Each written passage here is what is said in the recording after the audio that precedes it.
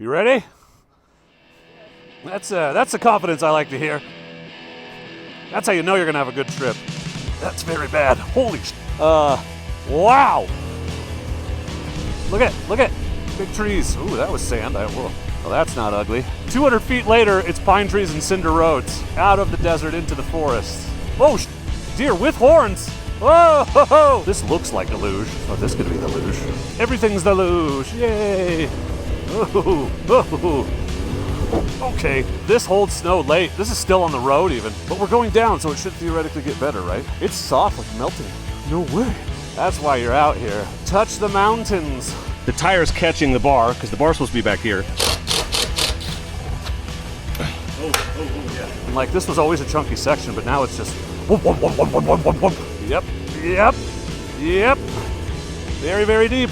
Insulated sleeping pad, it's yellow. I ran it over with my 4Runner and a motorcycle. How is nobody camping here? So weird. I don't know what to say. It's just a gorgeous looking mountain and I like looking at it. That looks like a big bear track. Oh, there it is. Beauty. Gorgeous. The mountain is big. The big mountain. Cigars are gross, disgusting habit. Don't smoke.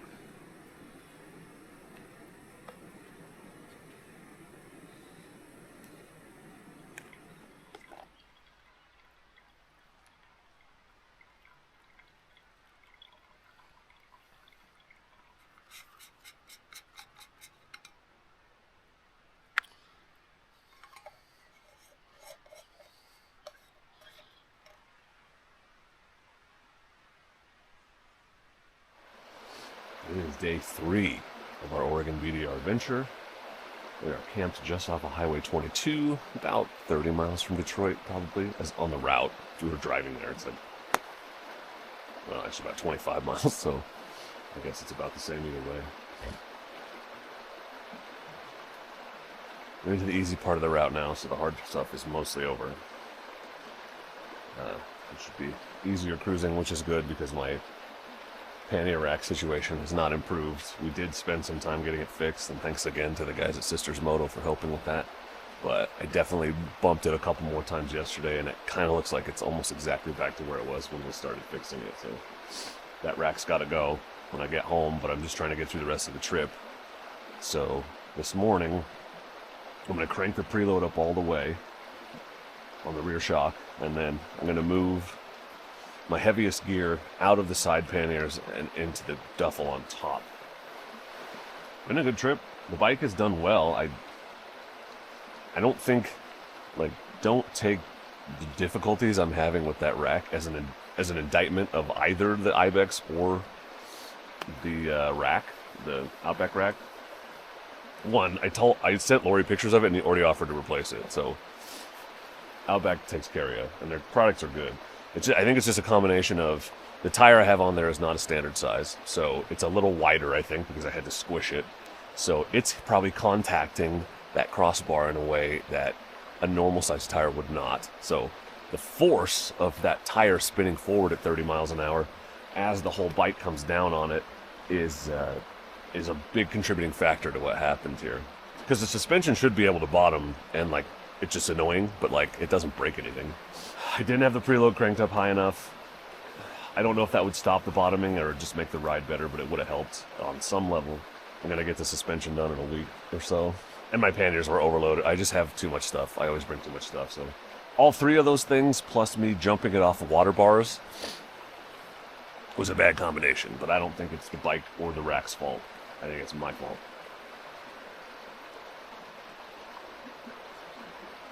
Because I've run a lot of Outback stuff and never had a problem, so it's got to be my fault. But I'm just going to enjoy my coffee. It's feeling like a 2-coffee morning. And then at some point, Duck Fan will wake up. I don't know. It's early. Like, I woke up at 5:30. I guess I woke up at 5:30, stayed in bed till 6. It's 6:30 now. Oh, before I go, though, thanks to Quad Lock for sponsoring this video and the trip. And thank God, like, I couldn't have scripted this better if I'd tried, but my Garmin is just not working. Again, let me down last time I tried to take the Oregon BDR. I thought I wired it up wrong. It's just shutting off randomly all the time, so I have the track up about a third to half the time, and it tends to just, like, it just shuts off and restarts. So I don't know if it's not contacting the mount, the charging ports properly or what, but anyway, the reason why I'm grateful for Quad Lock is because I'm navigating on my phone on the bars using Gaia, and so having that there fully charged with the screen on all day because it's on the wireless charger, vibration dampened, plugged into the bike, just ready to go all the time has been great. It's always been great. I've been using Quad Locks for 8 years. They were one of the first companies to send me stuff when this channel was tiny, like 3,000 subscribers. They took a chance on me. Their products are great. I've never had a problem. I really enjoy them. You just get this case here. This one's cool. It's got a mag lock, red mag lock. Goes right on the lock, and quick on, quick off, take pictures. I'm on and off the bike all day taking pictures. It works great. It's right there for navigation, keeps my phone charged, and I've never had a problem with a camera breaking or anything because I use the vibration dampener. So big shout out and thank you to Quad Lock for sponsoring this video and this trip, and obviously I'll put a link in the description, and you can check them out for yourself and use promo code Dork in the road to save 10% on the Quad Lock site if you decide to get a case and a mount for yourself. Now I'm going to quietly contemplate the meaning of life while I stare at this beautiful river and drink coffee. Yeah, we're good. Let's go. There is a gorgeous lake up here, so pretty pedestrian riding until then, but I'll definitely see you there. That spot's empty. No way. People just don't come up here or what? That spot's empty too? No way. No way. How is nobody camping here? So weird. So there's a spot over there on the north end. I don't see anybody. Like, if I was tent camping, I'd just put it under there.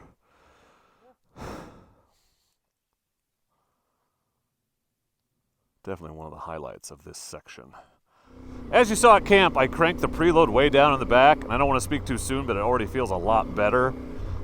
So this problem I'm having is, I'm guessing in large part due to my own incompetence, because I always assumed the dealers got everything adjusted where it's supposed to be when you pick up the bike, but there was no preload at all on the rear shock. And I'm no suspension expert, and I don't know, I really barely know what kind of does what. I don't even barely know which knobs to turn, but I know now that that was bad, so I thought I had put a whole bunch of preload into it, but that was because I thought I was cranking it down from where it's supposed to be, and it wasn't at all. I don't think there was any. So I've got about 1 inch of thread showing now on the back. That's quite a lot more preload, and it is significantly more resistant to bottoming and stiffer, so we'll see. But I haven't hit anything big. I'm trying not to on purpose, but I haven't accidentally bottomed it since this morning. Speak of the devil, yeah, when I hit a really big pothole.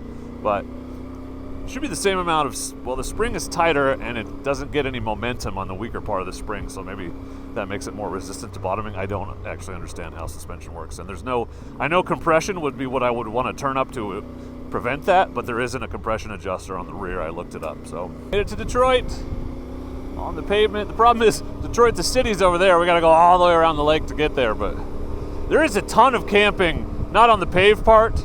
There's some, but a ton of spots really easy to see in the last 10 miles or so before you hit this side of Detroit. So if you're ever out here worried about finding a camping spot, there was a ton of open spots, and it's the 4th of July, which is a very popular camping holiday. So if they're open now, they're going to be open. Something's going to be open no matter when you come through.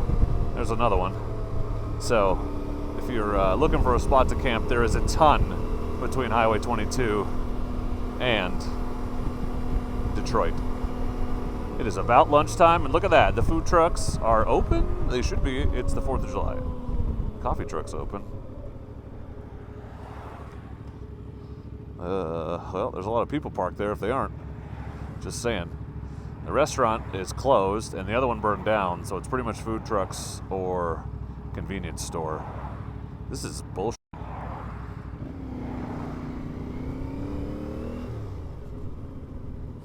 Hey, pupper. I'd like your spot, unless you're oh, there's a guy sitting there. Okay. That explains it. Ooh, let's do circles. It's fun. I want to park by the shitter. Got gas. Headed up into the mountains. It's cloudy today. It's supposed to be like a high of 63. So that'll be the nicest riding weather I've done this in. My Garmin's trying to tell me there's a flash flood watch. I just don't think that's accurate. It's not even supposed to rain. What's up, bros? Section 6 might be the easiest section of the whole route. There's a lot of this just meandering forest roads. This is paved. We were just on a long gravel one. So if you wanted to go try a BDR section and you are wary of difficulty, Section 6 here would be a great place to start, honestly. It's not hard, and you can just take it slow and easy, and there's a couple really pretty things you can see. The Lolly Lake and some decent views up here, so, this isn't... I already made a video where I kind of showed the whole route as much as possible, so you can watch my BDR video from 2 years ago if you kind of want a sense of what every section and all the terrains you're going to encounter. I'm trying to just focus on the interesting riding this time, but I did just want to show you a little bit of this. Pass that on if you're looking for an easy starter section and you happen to be in Oregon. Head to Detroit, take it up and over to government camp. Pretty easy. There's like one pretty decent mud hole up here, and then a couple kind of technical roads that have just been kind of washed down. Not out, just down. If I remember right, I was up here 2 weeks ago, but there was nothing else super crazy, so you could take your time, do it in a half day, or take the whole day if you wanted. So you get close to some of the mountains. We're in the Mount Jefferson Wilderness right now, so that is Mount Jefferson, and it's our last big peak before Mount Hood. Timber operation ahead. Look at all the ground squirrels, man. We're going right here. Yeah, looks like they're logging over there, so we're probably safe. Jefferson. I don't know what to say. It's just a gorgeous looking mountain, and I like looking at it. And it's nice running the route in this direction, south to north, because if you run it the other way, it'd be behind you. No good. You wouldn't get this view. Olalie's up here on the right. It's a 5 mile out off the route, so there's a store there. There's a beautiful lake with a dock. There's cabins. There's a couple campgrounds. But based on what was happening in Detroit, I'm sure it's swarming with people today, so we're going to skip it on this trip. But if you need a store, they have a store. They even have cold beer. They have like fridges that run off of propane and all kinds of stuff. So it's a good place to stop if you're out here, because there's really nothing between here and government camp at all, honestly, other than the gas station just outside of government camp. That's weird that you just parked in the middle of the road and left like a step stool there. I know how I feel about it. There was a pull off right off to the side, so it just doesn't make sense. But you do you, boo. Oh yeah, oh, much stiffer now with everything cranked up. Good times. Good times. Ooh, ooh, ah, ooh, ah. It's a little chunky. A little funky.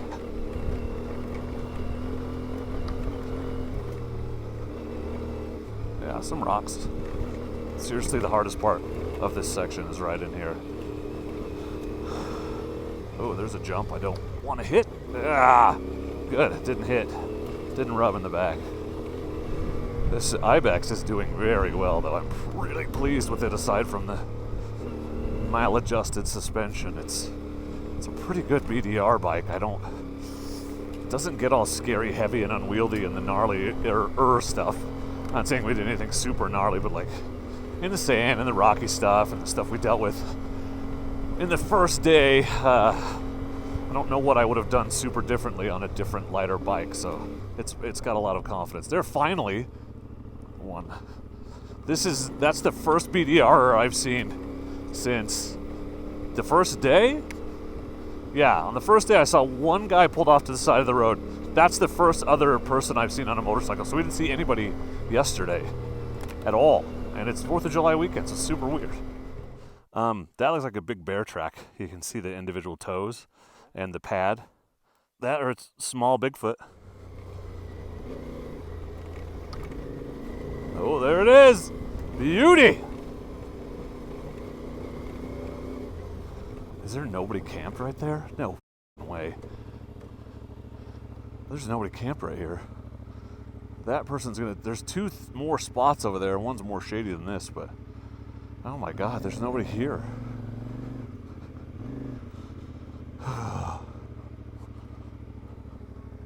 This spot is stupid cool.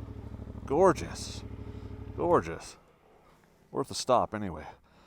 Oh, I love this spot. Love it. There's no... Are they leaving? There's like nobody here.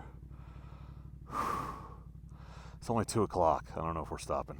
In the time I was standing there looking at the lake and the spot by the road, somebody pulled into the other spot farther back, the one that we wanted. We were thinking about staying here tonight, even though it's pretty early. So that sucks. Missed it by like a minute. So we're just riding around the backside of the lake just to see if there's anything intriguing that's not in the campground. It seems like the kind of place somebody would make a little something. And the road's not... Oh no, it's gone. The road's not here. Wait, hold on. Nope, we're good. We're good. Yeah, I see nothing. I see nothing. Lame. Well, fun little side adventure, but I guess we're just gonna have to keep going. I have no idea what the camping options are out here. It's half the reason I just came home after my last trip up here, because I didn't even know where to start looking. This is an area I'm least familiar with, so sure there's plenty of logging roads with landings at the end that we can, you know, go up to. I just would like to have a nice spot, you know. So this is a dam, and that is a lake, and there are a ton of people here. Humanity is everywhere. Look at all the people on the lake. Yeah, I just don't think.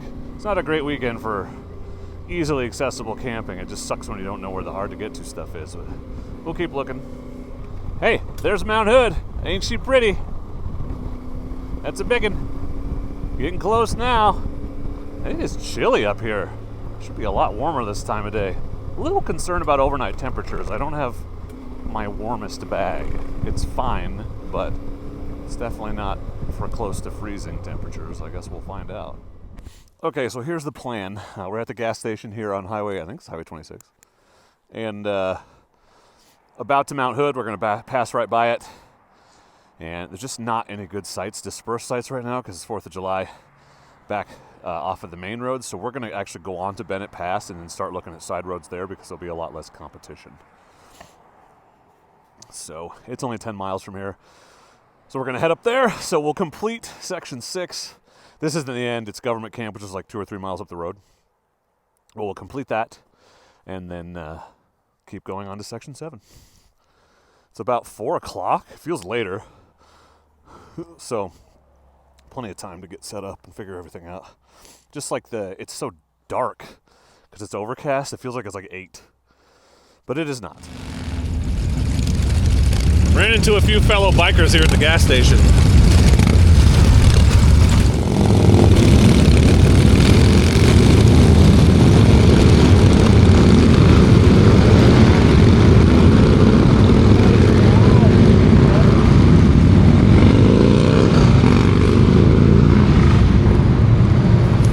That was loud.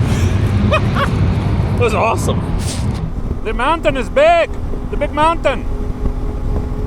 Yep, this is the Bennett Pass Snow Park. There is a toilet here at least. So that's good. Mount Hood is right there, kind of awesome.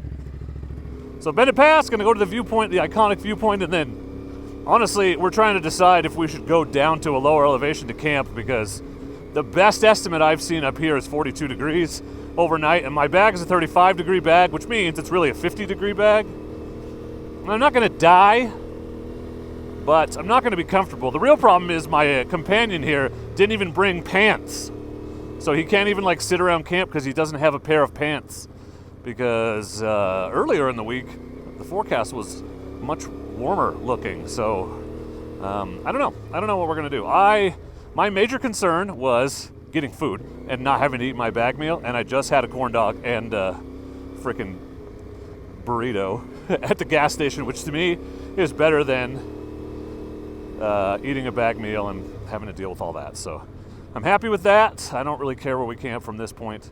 I am concerned up here. It's pretty windy and pretty high elevation, and the estimate I saw wasn't even 4 here. So I don't know. It's going to be worse out here, really. I don't know why. It's high clearance vehicles only. Does that include Subaru Outbacks? You know, it's like a medium clearance vehicle, I feel like. But it makes you feel a lot less badass when 2 70-year-olds in a Subaru are on the same road as you. Not that this is super hard, but I don't know. I am not fully prepared. I could survive. I'm probably just going to end up in the tent in my sleeping bag, though, really quickly, because it's chilly out here and the wind is blowing, so we may go where we can camp a little bit more comfortably. But first, we got to check out Mount Hood, and it's right up here, so let's get that shot, bro. Get that hero shot, bro. Now, there was someone camping over here last time I was here. There isn't now. Holy sh**. I'm going to put my kickstand right on that rock, because that's going to work good. There's a mountain. Oh my God. So gorgeous right here. So cool. We're just going to backtrack a little and find a campsite a little lower elevation, I think. That'll be perfectly adequate. After a lot of backtracking, I found the site I was in earlier still unoccupied, so it's small, probably why it's not taken, but it'll be great for us. It's out of the wind, and some protection if it actually rains. I don't think it's going to, and at a much lower elevation, like 1,500 feet lower. So this will work. I'm glad it was still here. Let me get a shot of your face before you clean that off, Batman. It looks great. Yeah. I try to get you to lead sometimes, but anyway, this is the spot. It's nothing spectacular, but it's a hell of a lot better than most of the roadside stuff we saw, and small enough, I guess, that nobody else wants it. So the road is literally right there, but at least there's trees between us and it. All the other spots were like pullouts on the side of the road. So I'm gonna put my tent here. Yeah, I don't think we'll get dusted when cars go by. No, not like it would have been those other spots. And then Clear Lake is down there, not that far. I'm not going to walk down there, but there is a game trail over here, so we may have a deer or a bear visit us. Maybe a cougar stalking a deer. That'd be great. I hope that happens. That's exciting. It's exciting. Want to feed the baby bears. Yeah, I'll feed them my limbs. I just want to cuddle the baby bears. The mamas love that. Okay, let's try to put this tent up again. Also, I found my pillow, so I'm pretty excited about that. I'm not sure how I lost it. I don't have that much space in my bags. The forecast for here is 48 or 45, and we are at least 1,500 feet lower than we were. So, while camping on Bennett Pass would be neat, one, I don't even know if we'd have found a good spot, and two, it would have been cold. So, it's windy up there. So we're close to Clear Lake. I have a feeling we would have made it all the way to Hood River if we just kept going before we found something good. Camp in the parking lot at the Hood River Best Western. Had to get another camp in at least.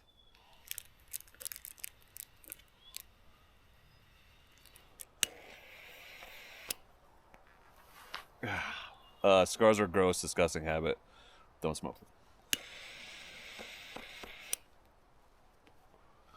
Also, I guess worth noting, we're smoking on the fire pit, which has a ring of probably 10 feet around it. No flammable vegetation. So.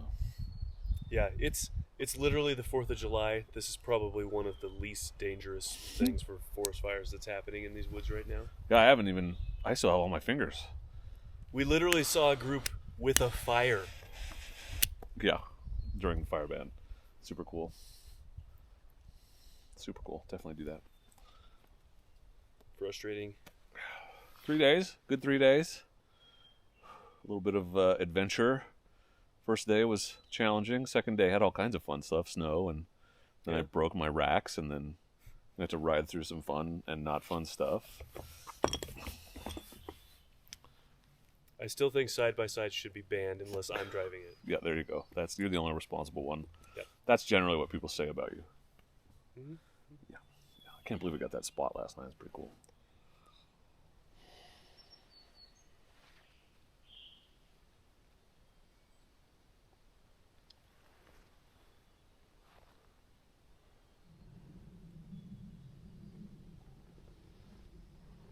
It's about 8:30. Woke up about 7. Slept a lot better. That second night thing that Grace talked about in that video we made for the Motocamp channel about going out for multiple days. It's totally true. I slept way better. Did you sleep better last night? Absolutely. So you kind of get used to it and you're just tired. But it was cold, but I didn't get super cold. So I am glad. My feet were cold, so I'm glad we came down. I think it would have, another 5 degrees would have made a difference in that bag. So it was worth the backtracking that we did. The riding's been great. You know, we're not going to continue on. We're just going to ride home this morning. But, you know, 2.5 full days of riding. Well, 3 full days of riding if you include the half a day on the highway, which counts because I was tired. Thanks to Quad Lock for sponsoring this video and the trip. And thank God I had that Quad Lock because my GPS wasn't working half the time. So I was navigating with my phone almost exclusively. And... yeah, also was testing out the best value comfort kit, and I slept comfortably. Tent was plenty big enough, kept the rain off me when it rained. But yeah, I'll link all the stuff I used in the description if you're curious about gear. Very happy with the Ibex's performance, both on and off the road, so like that bike a lot. Obviously, Doug Fann's happy with his $20,000 Desert X, so... Yep, it's only held back by the rider. That's right, yeah, the weakest component is between the handlebars and the seat. So we're going to pack up and get out of here. That's boring. I'm not going to bother to film it. So thank you all for watching. I appreciate you. And please do not forget to be excellent to each other. Oh, thank you. Excellent!